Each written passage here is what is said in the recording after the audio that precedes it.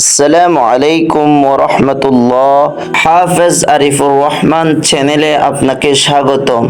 আজ আমরা জানব পৃথিবীতে কোন নবীর পর কে এসেছেন।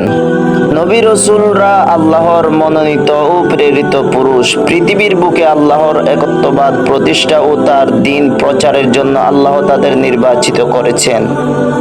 পৃথিবীতে আল্লাহ তাআলা অসংখ্য নবী রাসূল প্রেরণ করেছেন। তাদের ভেতর 25 জন নবীর নাম পবিত্র কোরআনে উল্লেখ আছে।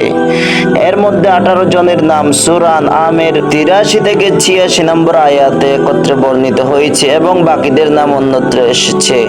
মুসলিমরা নাম জানা ও অজানা সব নবী ও রাসূলকে সত্য বলে বিশ্বাস করে। প্রথম মানুষ আদম আলাইহিস সালামের মাধ্যমে পৃথিবীতে নবী আগমনের ধারাক্রম শুরু হয় এবং মহানবী মুহাম্মদ সাল্লাল্লাহু আলাইহি সাল্লামের মাধ্যমে তা শেষ হয়।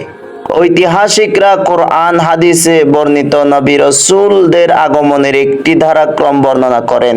এই ধারাক্রম যতটা না কোরআন হাদিস নির্ভর তার চেয়ে বেশি ইতিহাস ও আশ্রিত। তবে কোরআনের আয়াত থেকেও নবী রাসূলদের ধারাক্রম সম্পর্কে ধারণা পাওয়া যায়।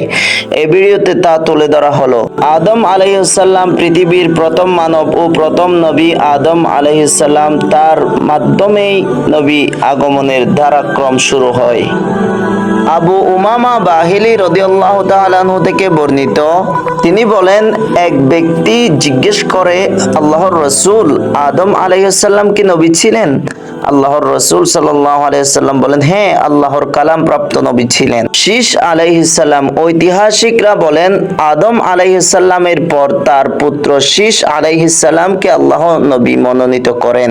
আল্লামা ইবনে কাসির রাহমাতুল্লাহি আলাইহি বলেন, আদম আলাইহিস সালাম মারা যাওয়ার পর তার পুত্র শীস আলাইহিস সালাম তার স্থলাভিষিক্ত হন। ইদ্রিস আলাইহিস সালাম। শীস আলাইহিস সালামের পর কোন নবীর আগমন হয়েছিল তা নিয়ে ঐতিহাসিকদের ভেতর মত ভিন্নতা রয়েছে।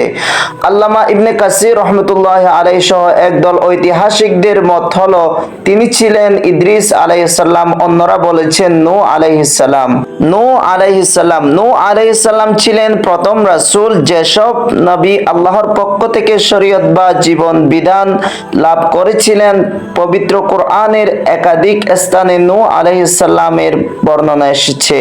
তিনি তার মূর্তি পূজারী জাতিকে 950 বছর ইসলামের দাওয়াত দেন, কিন্তু খুব সামান্য সংখ্যক মানুষই তা গ্রহণ করে। তারপর তাদের অবাধ্যতার জন্য আল্লাহ মহাপ্লাবনের মাধ্যমে সেই জাতিকে ধ্বংস করে দেন।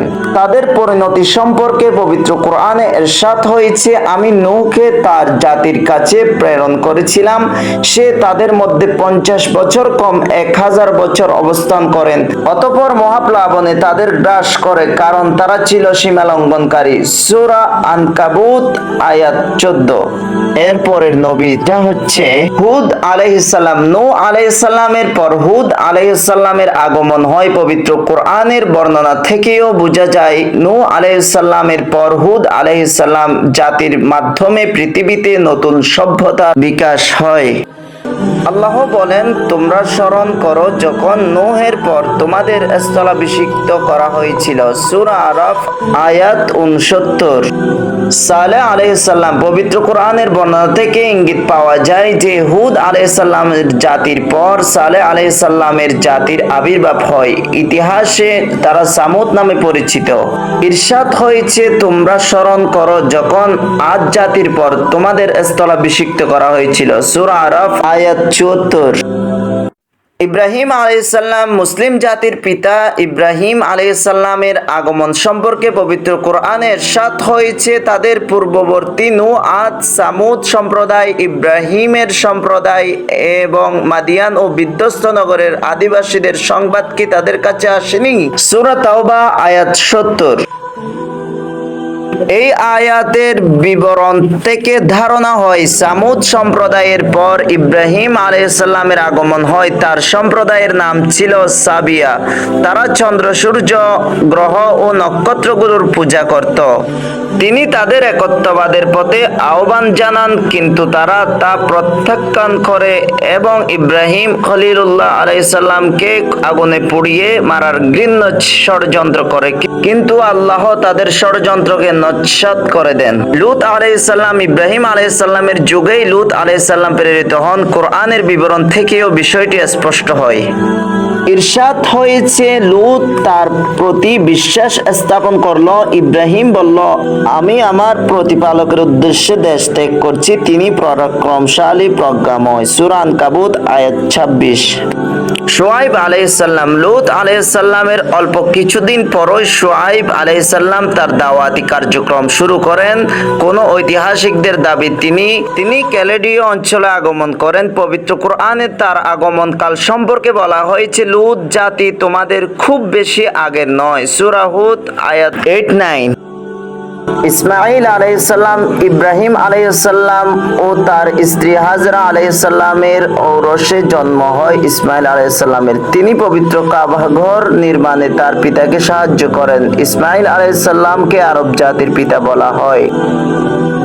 তার বংশধররা আরব সভ্যতার বিকাশে গুরুত্বপূর্ণ ভূমিকা রাখেন। নবী মুহাম্মদ সাল্লাল্লাহু আলাইহি ওয়াসাল্লাম ছিলেন তার বংশধর। তিনি আমালিক ও জুরহুম গোত্রের লোকদের মধ্যে এবং ইয়ামান অধিবাসীদের দ্বীনের দাওয়াত দেন। ইসহাক আলাইহিস সালাম ইব্রাহিম আলাইহিস সালাম ও তার স্ত্রী সারার ঔরসে জন্ম নেন। ইসহাক আলাইহিস সালাম তার বংশধরদের মধ্য থেকে অসংখ্য নবী ও রাসূলের আগমন হয়। তাদের বেশিরভাগই বনি ইসরায়েলের নবী হিসেবে আগমন করেন।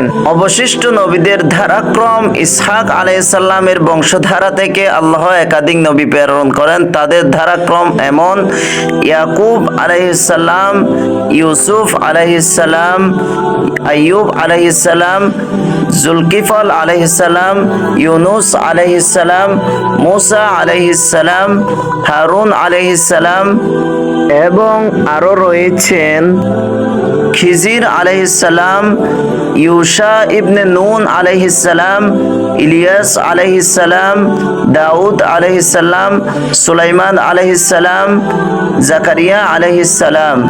আরো রয়েছেন ইয়াহিয়া আলাইহিস সালাম ও ঈসা আলাইহিস সালাম। এসব নবীর বেশিরভাগ বনি ইসরায়েলের প্রতি প্রেরিত হয়। সর্বশেষ নবী মুহাম্মদ সাল্লাল্লাহু আলাইহি ওয়াসাল্লাম আল্লাহ তাআলা মুহাম্মদ ইবনে আব্দুল্লাহ বিন আব্দুল মুত্তালিব এর মাধ্যমে নবী রাসূলের ধারাক্রমের ইতি টানেন। তিনি ছিলেন ইসমাঈল আলাইহিস সালামের বংশধর। মক্কার কুরাইশ বংশে জন্মগ্রহণ করলেও তিনি কিয়ামত পর্যন্ত আগত সব মানুষের নবী। তারপরে আর কোনো নবী আগমন করবেন না। পবিত্র কোরআনে ইরশাদ হয়েছে, মা কানা মুহাম্মাদুন আবা আহাদিম মির রিজালিকুম ওয়ালাকিন রাসূলুল্লাহ ওয়া খাতামান নাবিয়্যিন ওয়া কানাল্লাহু বিকুল্লি শাইইন আলিমা। সূরা আহজাব আয়াত 39। অর্থ, মুহাম্মদ সাল্লাল্লাহু আলাইহি সাল্লাম তোমাদের কোনো পুরুষের পিতা নন, তিনি আল্লাহর রাসূল এবং সর্বশেষ নবী। আল্লাহ সব বিষয়ে অবগত। আপনি যদি এরকম ভিডিও আরো পেতে চান তাহলে সাবস্ক্রাইব করে পাশে থাকা বেল আইকনটি অন করে দিন। আসসালামু আলাইকুম ওয়া রাহমাতুল্লাহ।